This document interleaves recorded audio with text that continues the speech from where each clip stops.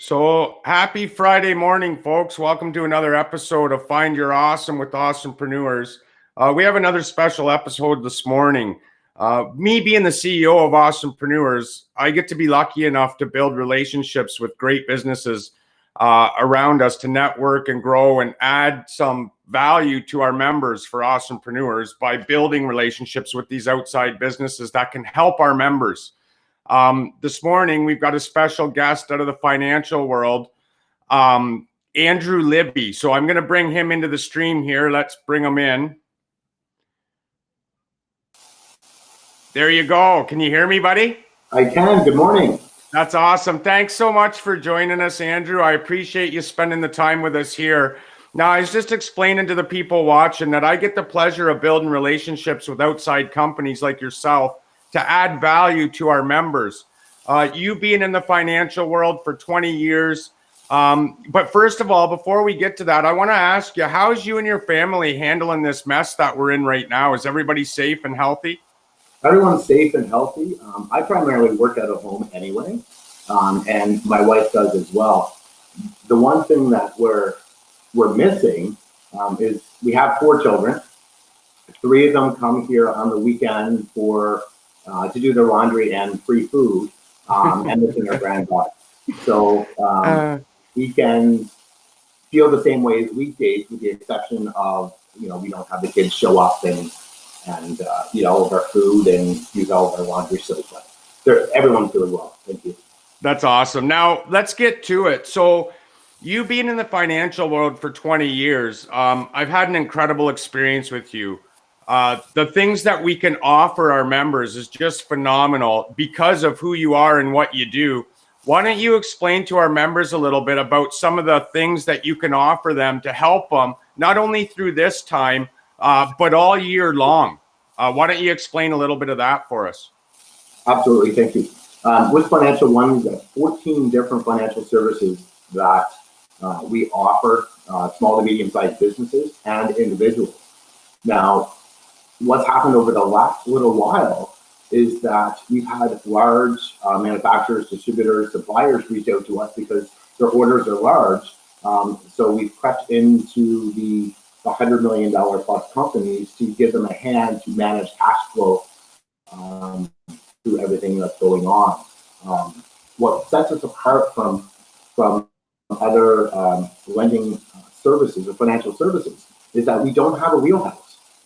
Whereas a business, if they need a small business loan for whatever reason, they go to their bank or government agency and say, I need $250,000. The bank will have their own criteria and their own products.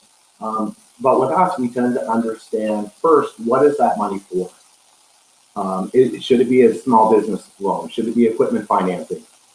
Is it part of a larger project where we can do the large project funding? Understanding their current situation and where they want to go allows us to be unbiased with providing financial services. And we don't have a certain industry that's our wheelhouse. We don't have a certain credit type. So yeah, it's amazing. And commercial bankers and government agency reps are referring customers to us all the time where they can't do something, know it's a good file, know it's a good client, need help, and they send it to us, and we take over the file for them. So now with that said, Andrew, what's the financial world look like to you right now? You're involved in it each day. We're in a scary time right now. Like, we can offer our members business loans. We can get them home equity loans. We can get them point of sale machines. Well, right now, no businesses are using point of sale machines. Lenders must be a little bit leery right now about lending money. How are they handling that right now? Yeah, we see with the application process and the vetting of the clients that there are more questions. The questions such as, is your business an essential service? Are you in business currently right now? Because, as much as the lenders want to lend money, if the business is not operational, they're not going to lend money in fear that the customer can't pay. Businesses want to pay loans, lenders want to lend money, but there is an ethical standpoint where they want to make sure that they are lending money to a company that can pay it back versus all the negativity that comes with a default loan. Now, with payment processing is one of the services that we provide to clients. There has been a shift with some of these businesses that are brick and mortar, where customers go in, whether it's dine-in restaurants or retailers where customers walk their store. Now they're able to do curbside pickup, online ordering, and we've helped them shift to an online ordering portal through their website, mobile payment devices in which it's connected to the LTE and not wired or Wi-Fi. So we are changing out some of their gear to be able for them to take payments where they need to take payments. So it is shifting, definitely. So just so we're straight for all the people watching right now, if somebody's got an online website where, people can purchase stuff from the website, say they're using some other payment processing like Stripe or something like that. Now, what do you guys offer in the way because everybody's shifting to the online thing. Like myself, I can't hold events anymore each month. So I've had to shift to online stuff. We have an e-commerce website where our members can put their product and service on our website. Now, I understand you guys offer a service where we can do payment processing directly through your company to help save on rates and stuff like that. Is that true? Yeah, absolutely. The most common out there for e-commerce businesses is, of course, Square, Stripe, PayPal, but they're very expensive. You're looking at 2.9 to 4% in fees plus 30 cents transaction. You're getting paid 4 or 5 days down the road. It's just not a cost-effective way to do it. So with our e-commerce solution, you get the best rates as you would brick and mortar, having e-commerce at the same time as next day payment, next business day payment into your account. So integration is pretty simple. If there's a website, it's very simple for us to integrate. It's an API key that gets loaded in by the developer into the shopping cart and becomes that payment gateway. The other thing is that if you are a restaurant, I've seen local ones, I'm on the East Coast, coastal community, a lot of these seasonal takeout places have gone to online order. If they have a website, we can use their stock photos, whichever menu items they want to be listed. So there's an online ordering button. They pay online and they go pick up their food. There's one not far from me, which is about a 20-minute drive from Moncton. People are actually ordering seafood from this location for two reasons. Number one, they can do online ordering. And number two, it's a 20-minute drive. They want out of the house. So, they're fighting on who goes and picks up the takeout, whereas before it was like, no, you go. Everyone's looking for a reason to get out of the house. And this business over the last month has done more revenue than they did all last year, and it's a successful restaurant. One other thing that just came to market here over the last couple of weeks, for businesses that have been shut down, deemed non-essential, but are in the service industry. For example, bartenders, hairdressers, massage therapists, spas, they're going to come out of this. They're tradespeople. They have a gift. They have a clientele base. So we're able to do a gift card program through their website, where it is a digital gift card downloaded into an Apple Wallet or a Google Wallet. But they can offer gift cards on their website for customers who want to support them through being shut down.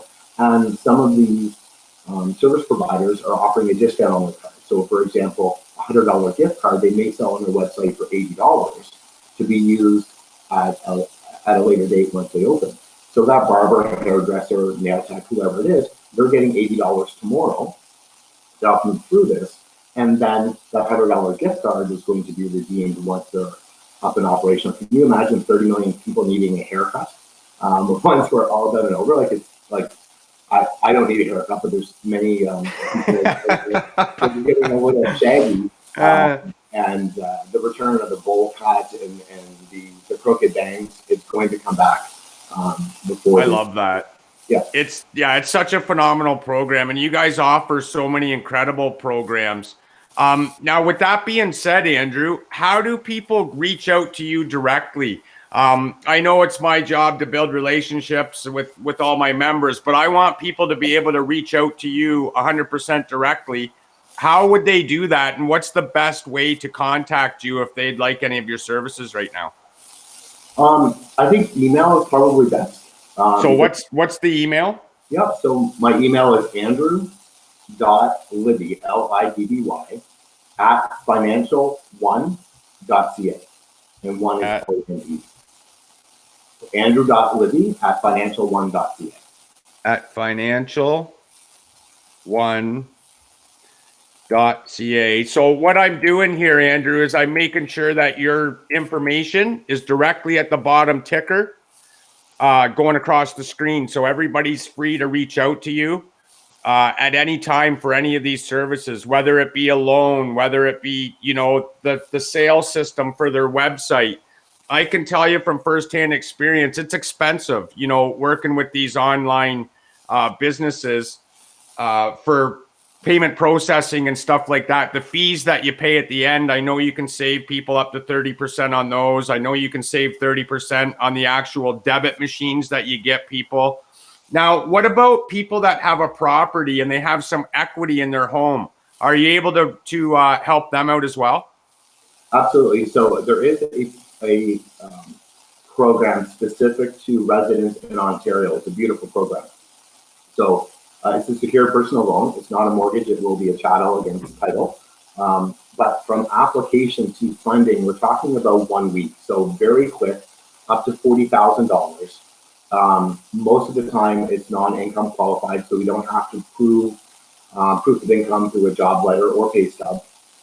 And payment-wise, for $40,000, we're looking at a payment of around $285 semi-monthly, so $570 a month. What I've seen a lot of people do is that there's two things. One, they're trying to consolidate some debt. If they have $20,000 in credit card, minimum payment is going to be $600 a month. To service that debt. But they also want cash flow to help augment maybe what they're getting through CERB or EI. So if we do a $40,000 loan, pay off $20,000 for the credit card, you save them $600 there. Our payment's going to be $570 a month. Now they've got $20,000 as a cushion in their bank account to help them with that. Wow. I hope everybody's following that because it's such a phenomenal fix for the time that we're in. I know you've helped out a few of our members and they've been so grateful. And I'm so thankful for the relationship that I've been able to build with you because of all the services you can offer our members. It's just great value for them. And I love it. Now, I want to move into a touchy subject, and a lot of people lately have been going crazy about this. I've tried to do something with it. I got beat up for it. I know you got beat up. Let's talk about the fact that you guys as a business can get your hands on PPE equipment in a time of need. It's just been so mind-boggling to me to watch this all happen, all the shortages, all the hospitals, all the frontline workers that are suffering. And before I move forward, I'm going to address the pink sweater. You don't have to adjust the coloring on your screen, folks. I'm wearing a pink sweater because I wanted to make sure that we support the frontline workers. So let's call it Pink Sweater Friday. How about that? And the truth of the matter is I ran out of blue sweaters. So here you go. You get a pink one. But with that said, it's a touchy subject. People are really, they're getting worked up around this PPE equipment. Why don't you explain to the folks out there why you can get access to it and how we can do fundraisers and stuff to help them get this stuff and this equipment that's so short out to the frontline workers? Sure. So I'll give you a little background. About a week or so ago, as I mentioned to you before, a lot of manufacturers, suppliers, distributors have reached out to us at Financial One to be able to help them manage their cash flow through PO and invoice factoring to process these large orders. Government agencies, hospitals, unions, large groups of people. So with that, we knew where we could find our clients actually produce or distribute PPE. At the same time, with conversations with clients, they've come back to say, you know what, we need this for our essential workers, but we're having a really hard time sourcing it. And our model of Financial One is how can we help? So with that, the light bulb went off to say, okay, there's a need, there's a demand. We've got someone looking to find it. We've got someone looking to fill those orders. And through that, We've created almost a hub, and we're getting POs from New York hospitals, from the state of California, from the Ontario government. So what's happening is not only are we trying to connect the suppliers with those who need it, but at the same time, the people who are supplying, let's say, hand gel, they have a PO come in, and there's an item on it where they may need the blue surgical mask. Well, they're not in the mask business, but they're in the people helping business and procurement business to help. So with that connection, I've got somebody that I work with that is supplying the blue surgical mask. Why don't we go through a list? Sorry to interrupt, Andrew. I apologize. Why don't we go through a list with everybody to let them know what PPE you can get so that we know what we can kind of gather up? Absolutely. So the most common ones that we see people looking for are the N95 NIOSH certified masks. There is a fulfillment time on it, 4 to 8 weeks. The manufacturers worldwide can't produce them fast enough. Priority is being given to hospitals and government agencies, but the need and the supply will continue. So if someone waits 2 weeks to try to find, a supply of N95s, 2 weeks time from now, it may be a 6 to 10 week process. So our supplier is saying 4 to 8 weeks. We'll process the orders as quickly as possible, but we do have access to it. The blue surgical masks, we have shipments coming in every week into Toronto, and we're redistributing those in Canada, US. We're working on an order for Mexico. So those are the two masks. Face shields is a new product that's a second level protection. So it's very simple. It's a piece of plexiglass that covers your face with an elastic band that holds it to your head with some type of mouth covering a secondary piece in behind. So we've got 100,000 masks being delivered next week, and we can source get those to clients as well, especially in the food industry or direct, even let's say a cashier at a grocery store that protects a splash guard, and they're reusable. If they get dirty or contaminated, if they spray down with a disinfectant and reuse the next day by them or somebody else. We also have access to 1 liter and 4 liter hand sanitizer liquid. When I say by liquid, it's the consistency of water. 80% ethyl alcohol base. So the recommended is 60%. So this is overkill, but it is a product. And we can also get hand sanitizer liquid in 10 liter jugs. And we can also get the 1 liter and the 4 liter hand gel in pump dispensers. So those are our 5 core products. What we were able to quote and source yesterday are items such as level 1, level 2 isolation gowns, medical coveralls, hoods, infrared thermometers, rapid COVID tests, swab tests. And we're trying to source right now 100 million pairs of gloves.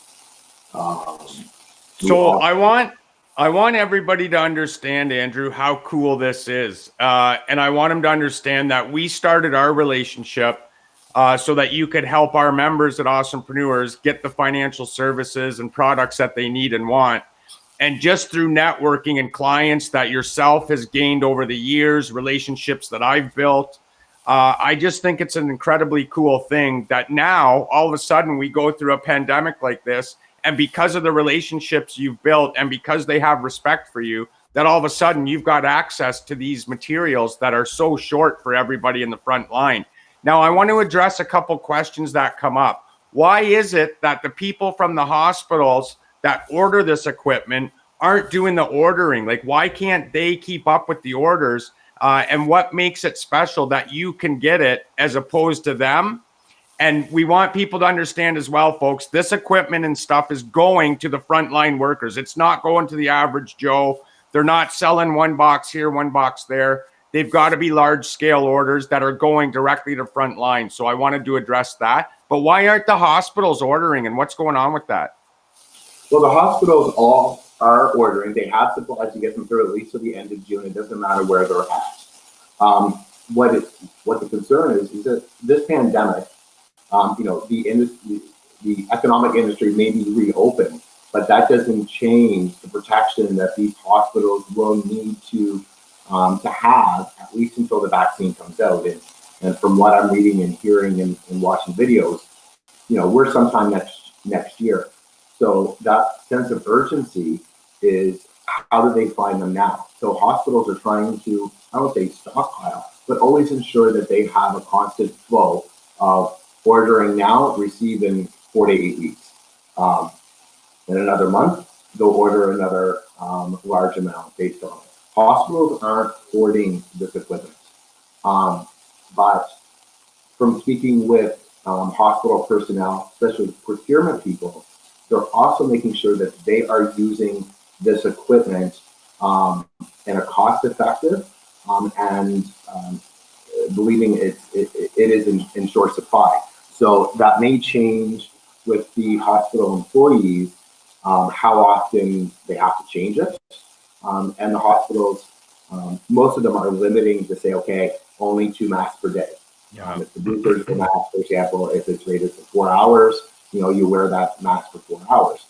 But what's causing the issue is that people who didn't need to wear a mask before are now wearing it for their own protection. So they're going through more masks.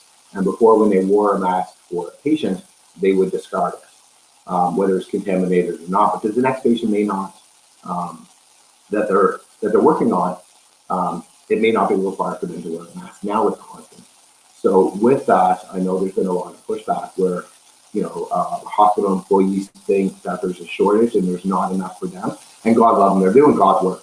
They are working overtime. They are nonstop. They're in the thick and thin of. So much respect for them. Being in the exposed sector of it. And the hospitals are doing a great job making sure their supplies last, there's not waste.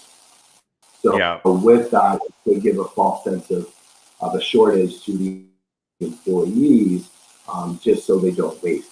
And I see here in Canada, there's a lot of provinces that have extra supplies that are now sharing it interprovincially to the provinces that have larger cases, larger population base. So kudos to the provinces are saying, okay, we have enough. Let's get you our extra and get that shipped off to you. Now, there's some controversy, Andrew. I want to make sure everybody's educated properly while we have time with you right now. There's some controversy on the different types of N95 masks. There's ones with exhaust. There's one without exhaust. I know there's a big difference. There's people fighting and arguing about it. It actually wore me out. When I made an announcement that we were going to try and do a fundraiser, people jumped all over me and went directly to the negative and said, you're hoarding masks and you're trying to make money. Let's make that clear as well. We're not upping the price of any of this equipment right now. We're taking it to the public and to the frontline workers for what we get it for. That's not what this is about. This is about us coming together and helping our communities as best we can to do our part. Well, we're all stuck at home and they're risking their lives out there to keep this world going and keep everybody safe. So I wanted to be clear about that. Now, what's the difference between the N95 masks and the type that are out there? Yeah, so N95 is a certification, NIOSH certified. So it's a type, think of it as a Hemi engine, right? It's very specific. Now, with that, there are 2 main differences. One, that there is a vented exhaust, it's just a round circle, and one that's full front, that's breathable. The difference with a vented one, it only protects the person wearing it. So if they are COVID-19 positive, they're risking those around them. So every conversation that I've had with manufacturers and distributors, they're saying absolutely do not get the vented one if you're looking for 2-way protection. So we aren't sourcing we have access to them, but we are not helping people find a pension one. Yeah. You know, specific industries that probably still make sense if there's, you know, a tradesperson out there, like say a carpenter, who's cutting wood, sanding walls, that's working on their own. Yes, they probably may be more comfortable with pension, but they're not going to get that through us. There's probably still those ones that they can locally source, but I would strongly suggest the standard N95 20 in a box. I love that. So I'm glad we got to educate people on that because there's such a controversy around it. Now, what kind of people are reaching out to you? And what do you see happening with this stuff? Once you announced that you had this stuff available, did you see some amazing things happen? Oh, my phone and email just blew up with people looking for things, but also the connections of, I have access to this, can you find me that? And sort of juggling all those needs and wants. Now, the types of people that we're seeing that are ordering this, they are hospitals, government agencies, the agriculture or food industry, because again, we need to protect our food, whether that's the farm or the hatchery, to the transportation, to the facilities, to the production and packaging and processing. That is very important. We have to protect our food source. It's so crazy how many people get forgotten, or how many people we didn't think about before this pandemic happened. And now all the people that we didn't think about are the actual heroes of this entire situation. And they're terrified because they feel like they're not, they don't have the proper equipment and that's where you come in. It's just been extremely special to watch it all happen and watch it all go down. So I want to make sure everybody's clear. If anybody's interested in doing a fundraiser or helping out their own community or doing a donation, anything of that sort, is it okay for people to reach out to you directly? Well, absolutely. We have, I think, 3 or 4 groups right now throughout Canada that is community involvement. So they want to be able to order, 500 boxes of N95 masks, knowing that it's going to take some time for delivery. But what they're doing is that they're having people or businesses sponsor so many of these boxes. And then once the shipment go in, they are allocating and donating these 100% to either first line employees, so hospitals, RCMP, EMS. But I also want to mention that there is another social group out there that are doing great things that don't have the funds, whether they could find us or not, that are being forgotten. And those are nonprofit service industries. So these could be homeless shelters, these could be protection shelters, food banks, or soup kitchens. These volunteers that are going there and donating time and making sure these services do not stop are still in the danger zone of this, right? And they, I don't know what they have for you. But so these groups are ordering 500 boxes. They're looking for sponsorships from individuals that may, pledge a box, or a business that pledge 10 boxes. I had a childhood friend of mine, a good friend here in Moncton. He had started this last Saturday. He bought 100 boxes, and for him, he said the first 100 first responders that send me their LinkedIn profile in the Moncton area, he will give them a box and deliver them. That blew my mind. And will manage the distribution of those 100 boxes. It was so cool to see that happen, Andrew. It makes you a little bit emotional because you see everybody trying to come together. I see so much negativity out there every day now, and I choose to surround myself with the positive people in the community. And you've definitely been one of those people. And all you're trying to do is help. Like, we need to make people understand that. Like I said, I know you and I both got jumped on when we first announced this. to the point where I kind of just got down about it and gave up because people were so negative about it. That's why I wanted to meet with you today and make sure everybody understands, listen, these are for the frontline workers. We are working for the community. We're not doing this for ourselves by any means at all. That's what makes it a special relationship between yourself and me. And the fact that all our members of Awesomepreneurs can reach out to a person like you. You're the type of people that we want to have involved with Awesomepreneurs, and that's what I love about it. Now, with all this going on, and again, let's get back to the financial world for a second here, and because I want to be really, really clear with everybody. If somebody's business right now is cash positive and they're still running, and they think they might run out of funds, is it possible for them to get a loan right now because they are running and they are cash positive? Oh, absolutely. So we can look at an unsecured business loan. If they're expanding and need more crews out there and they need to add equipment, we can do equipment financing. If they do have large orders or services that they're providing to government or large companies that they've had to offer net 60, net 90 days, we can factor those invoices or POs. Yeah, absolutely. Without even being into the mortgage side of business.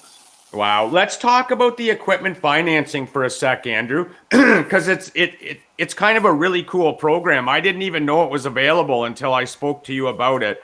What does the equipment financing program entail? Why don't you explain that to a bunch of the business owners out there? Because I know it could help a lot of them out there right now.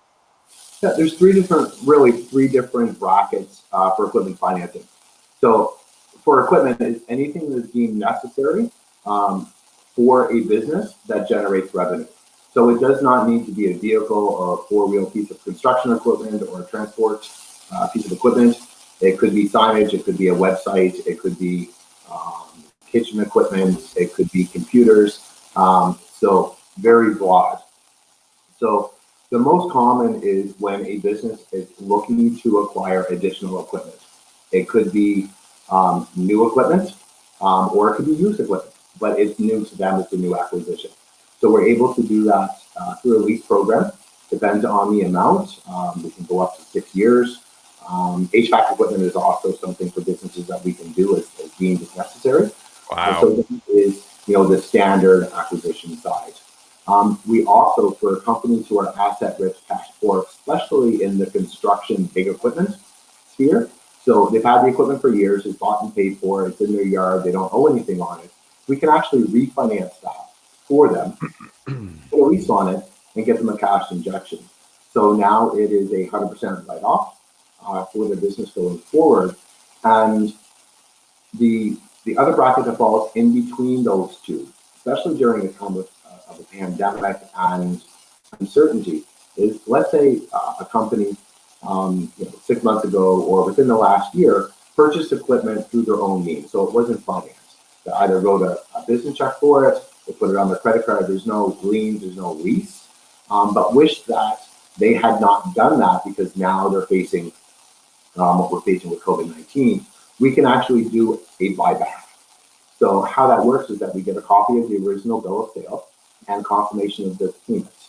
If the equipment qualifies within the time frame, we will give them dollar for dollar what they paid and now put that into a lease until they just acquired it today. Wow. So it's like a mulligan saying, I wish I hadn't done that last year, but I couldn't have predicted what was going to happen in 2020. How can I undo that? That's amazing. I love that. So let's just get this straight. So say there's a hairdresser, for instance. She's got a shop open. She wants to expand. She needs 4 new chairs. She needs a whole bunch of new hair dryers, curling irons, crimpers, whatever they use. Could you finance equipment like that if they needed that? Once they've got the green light to go back to work. Right. Again, if it's if they're non-essential and they're unable to perform their task, no. When they do go back to work, absolutely. For a hairdresser or a barber, we can do the chairs, definitely for sure. Their POS system, we can do, and even software to be able to manage their appointments and take payments. So there are some options there. But if we look at companies such as, construction, manufacturing, that are cash flow and operational now, absolutely, we can help with that. That's amazing. I kept the best for last. I love this program that you've got. I want to touch a little bit on the big project program that you have. This one's absolutely mind-blowing. I want to make sure everybody's aware of it because I think we've all, on our travels, we know somebody in the networking world, in the business world, that knows somebody else that's doing a big, large-scale project. Why don't we explain to people a little bit how we can fund those $20 million projects to $100 million projects, whatever it may be. Let's talk about that for a couple minutes. Absolutely. So this is a global program, and we came across it first as being a client. We were looking for a source of funds to be able to lend marginally. What I mean by that is be able to re-lend through a loan program, but getting the funds in the background. So our business model is based on cost of funds and what we can lend it to. So when we sourced this company and went through the due diligence of saying, okay, is this a viable product for our own self-funding program? We started to learn more about other projects that they do globally and brought them on as a partner and a program for our BDMs to work with clients. So with this, there are a couple minimums. It is a minimum $5 million US program. So if it's for $1 million apartment complex build, it's probably not going to be a fit. However, if that developer is looking to do 4 or 5 buildings over the next 2 years, we can lump them all together and provide that. So the beauty of this program, traditionally, if people go to the banks and try to get funding for real estate construction, brick and mortar construction, they're going to need 30% down. With that, the bank may approve them for 70% with securing everything: personal guarantee, corporate guarantee, GSA, anything that owned today, acquired tomorrow in the future, the bank owns it. So developer would start out with spending their own 30%. And different milestones. Once they hit a certain percent complete, they go back to the bank, firm it's done. The bank will then give them the first advance. They recycle that money and eventually get to public production. The cost of it is expensive, especially in construction phases. It's heavily managed by the bank. One-on-one, you got appraisers. So with our program, if the customer has 20% down, it could come from their own resources. It could be an investor that's looking to do a loan. That is leverage. So that's the deposit that's held in trust in a lawyer's escrow account, fiduciary. It's further insured by a safekeeping record by Brinks or G4S, which we know is transportation of money, security type company. No one has access to that money, that deposit. It stays in the lawyer's account. The project borrower can't touch it. The investor can't touch it. The lender can't touch it. The lawyer essentially can't touch it. If they ever touch trust money, and say this is my retirement fund, go to Mexico. Worst case scenario, that's why that SKR is in there. So if a lawyer is looking to get disbarred, and that's their last client and disappear, that's where Brinks or G4S will come in and pay out tax for it. Wow. So 20% down through that investment, we will be able to leverage that 4 times and get the 80%. Those funds for our client are dispersed over a 10-month period. At the end of the 10 month, the lender advised the fiduciary, the lawyer, to release that 20% back to whichever source put it in there. If it was an investor, it goes back to the investor. If it was the company, it goes back to the company, and then tops up. It becomes their 80 to 100% funding. I want everybody to understand that, Andrew. Sorry again for cutting you off there because it's so important. So that 20% goes back to that initial investor that put the deposit down once the project's funded, and then they can do whatever they want with it, right? Absolutely. So they can reinvest it back into the company. They can use it for another project. If it's phase 2 for the company, they can use it there. But the beauty of this is that if the deposit goes from 20% to 25%, we can leverage that 4 times. We can get 100% funding. At the end of the 10-month funding period, that 25% goes back to the investor. It becomes a short-term loan, and not even part of any of the funding, which this is beautiful for companies that are looking to raise capital through equity shares. Now, the main security or the main pitch isn't to have the investor have shares in the company, but now it's a short-term investment and they negotiate the rate on that. Also want to point out that not all projects are successful. Could be a good plan, a good dream, the industry is fine, but halfway through a project, if the developer says, you know what, this isn't, for me, it's not working, something's changed, and they want to wind that down, our lender is only secured by a GSA. So they only have security over the assets of the project, not personal guarantees or corporate guarantees or cross-corporate securitization. So wow. The developer does not lose their house, their car, their RSPs, anything like that. And immediately upon wind down, notice the wind down, the lender advises the fiduciary to release the funds back to where it came. The lender, that's not their default. Right. So the lender doesn't even have rights to those funds under default. It goes back to the investor. That's incredible. Wow. I'm so excited about that program. I mean, I know a few people, as you know, that we're talking about right now that have big projects in the works. Now, I want to address a question. One of our members here, actually, is a really good friend of mine, Gordon Fancher. He's an incredible friend of mine. He's got a question. So if somebody has a vehicle that's fully paid off and it's lien free, can you guys purchase that vehicle back from them, like in the equipment financing? So you guys would purchase the car and then they pay it monthly? Excuse me. On equipment financing is business to business. So if it's a individual with their individual passenger vehicle, no. We do have an option through our finance and insurance to do that, but it is limited to year.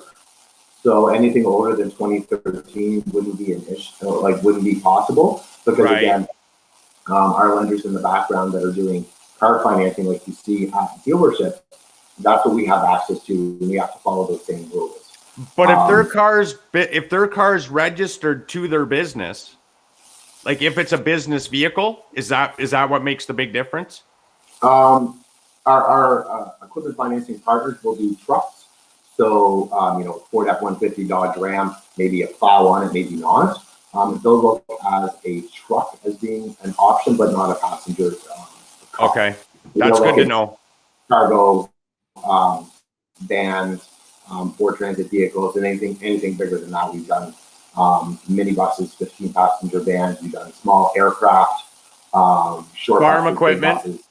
Farm equipment, absolutely, hands down. Yeah, and wow. When it comes to big equipment, your make and model doesn't matter. So we've done transport trucks that are 20 years old. They've had over 1 million kilometers on them. If it gets over 1 million kilometers on the transport vehicle, we look for confirmation that the engine's been rebuilt and just get past that. So refinancing a vehicle, when I say passenger, 4-wheel, 4-cylinder, 6-cylinder, 8-cylinder. If it's a car, it's only done through F&I and 2013. Okay, so that's cool to know. I just wanted to clear that up. And all the programs you offer, Andrew, are so incredible, and I can't be more thankful for the relationship that we've built together. I'm sure there's going to be people with a lot of questions once the replay goes out about what they can get from you and how you can help them. I'm going to let you get back to your day because I know you're extremely busy, but I want to make sure everybody's aware it's Pink Sweater Friday, folks. So in support of all the frontline workers out there. So that's why you see me wearing the Pink Awesomepreneurs shirt. And I ran out of blue ones. So there you have it. So Andrew, stay on the line. I'm going to stop the stream here and you and I are just going to have another 5-minute chat. So there you have it, folks. At the bottom of the ticker, there's a way to contact Andrew directly for all these products and services that he can offer you. So please feel free to reach out to Andrew. Reach out to him about the PPE equipment as well. If anybody's up to doing a fundraiser for your community anywhere across Canada, feel free to reach out to myself or Andrew and we can get you hooked up with the proper means to do that. So thanks everybody for joining us, and thank you, Andrew, and I'll talk to you in just 1 second here. Thanks, Kyle.